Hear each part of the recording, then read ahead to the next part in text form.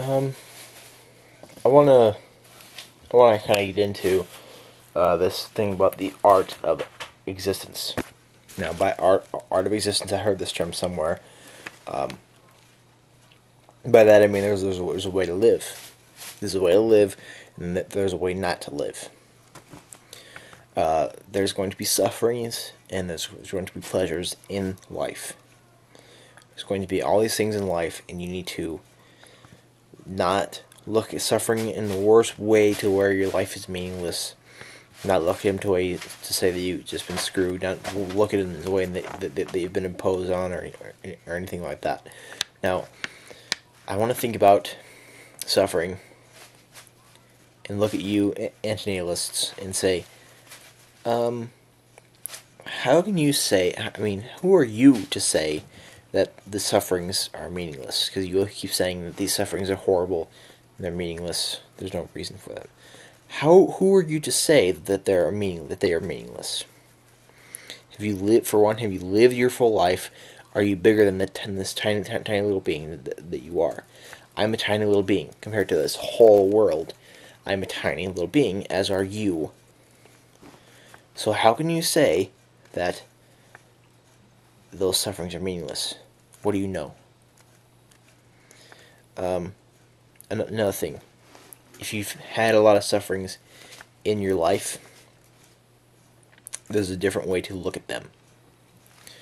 For one thing, you need to look at them in the way that Marcel Proust looks at them.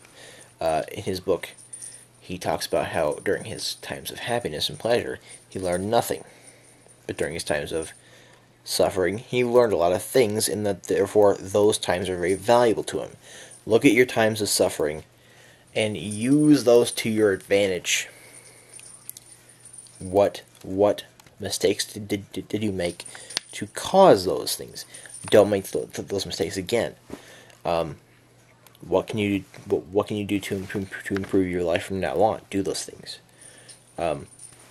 Look at your pleasures and pains as if they're part of the same, as if they're of the same coin, and look at things in the long term. Look into the future, or if you're very old and close to your death, your involuntary death, look in the past and look how the sufferings have impacted you and change your life for the better if you're going to allow that. But you have to allow those sufferings to change your life for the better, though. You have to think of things as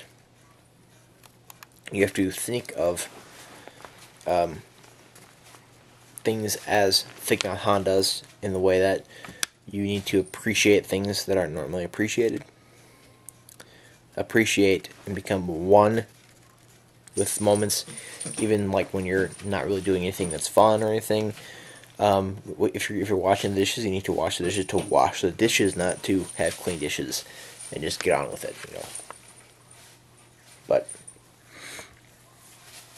now, by saying this, I'm not saying that suffering is not hard. By saying this, I'm not saying that suffering is not difficult. By saying this, I'm not saying that suffering is easy. I'm saying that you're going to have sufferings. A lot of screwed up stuff is going to happen to you. Creep.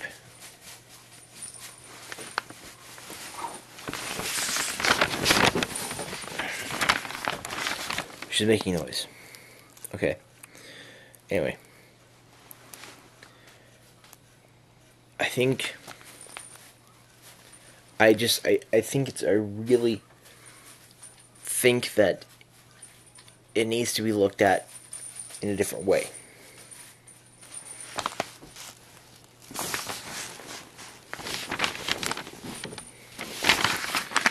Suffering is something that is going to be, a lot of screwed up things are going to happen to you. I'm going to say that right now. Alright? It might be the case that a lot more screwed up things are going to happen to you. I don't know. But what I'm trying to say here is that regardless of what happens, you can make it better. By using Thich Nhat Han's thing, you can appreciate things and make things better than they already were, and make things way better, and by just making things awesome that weren't. Becoming one with moments that might suck for you initially. Growing to appreciate not suffering more than you are now. Growing to understand your sufferings. Growing to understand what you can learn from your sufferings. Understanding your sufferings in the long term. Understanding your suffering is from a viewpoint that is different from the way you are now. On mymiserablelife.com, there's this person who talks about at 19 being a perfectly normal person, and then goes off to war and gets a mortar to his face, now is really deformed, and now is just waiting for death. I feel there's a lot of things wrong with I think that it's a very sorry thing that happened to him. And it's a very, very bad thing. And I strongly disagree with war that goes on. But if that has happened to you, you can't sit there and wait for death. You have a lot of time left, probably. You might have might have a short amount of time left. Regardless of what it is, you can make a lot out of that time just by not sitting there waiting for death. Do not sit there and wait for death. Now, if you live that way, you are not going to understand why you suffered. You are going to think of those sufferings as meaningless. You're going to think of them as bad. You're going to think of them as just some screwed up things that happen to you for no reason, because you're just somebody trying to get by in the world, which is not true. Suffering in the world is either because people are not appreciative or because some really screwed up things have happened. Now, if some really screwed up things have happened, then there's some time left that you have. Things can get better. Now, I like the phrase, "this too shall pass."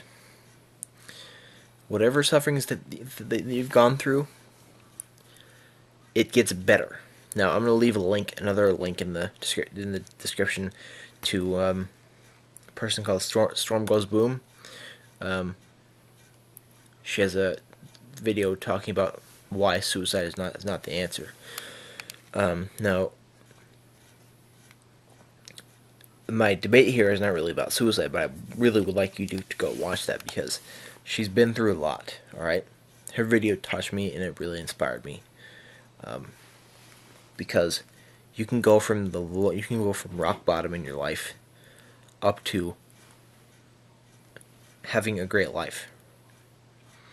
Now, I'm not going to say what she said. I'm not going to talk about what she talked about, because she talks about she talks about her life because she wants to. I'm not going to go into that, but she's been through a lot, right? And yet she's still there. She's still alive, and she's doing way better than she was. She looks at suffering in the correct way. She looks at suffering in that she can look at those things and then get better beyond that. She can look at those things and say, there's things better beyond this. And that really inspires me. That's proof that suffering is not always meaningless. That really, I was almost brought to tears by that, because, I don't know. It's just, it's kind of a really inspiring thing to see. So I think you should just go watch that. But, I don't know. I just really think that suffering is not meaningless. There's a reason for it, even though you might not understand what that is now. There is a reason for it. And I'm sorry for whatever you've gone through, but look at it in the long term, and I mean, think about it. Think about it through the way Proust looked at it. Think about it. Think about things that are kind of suffering. Think about that the way Thich Nhat Han looks about it, through like appreciation and becoming one with certain moments that you're having.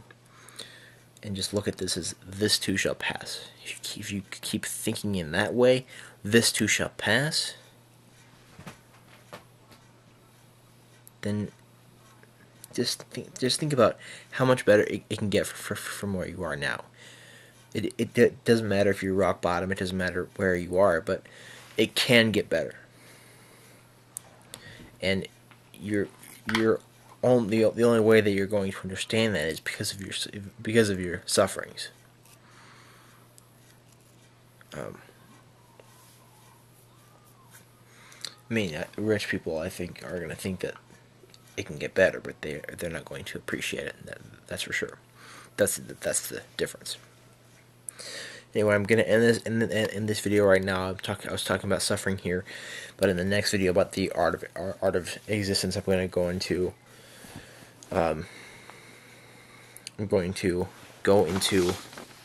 discussion about the meaning of life.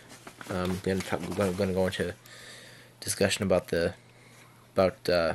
Corey Anton's video, what is wasted life, and some other stuff.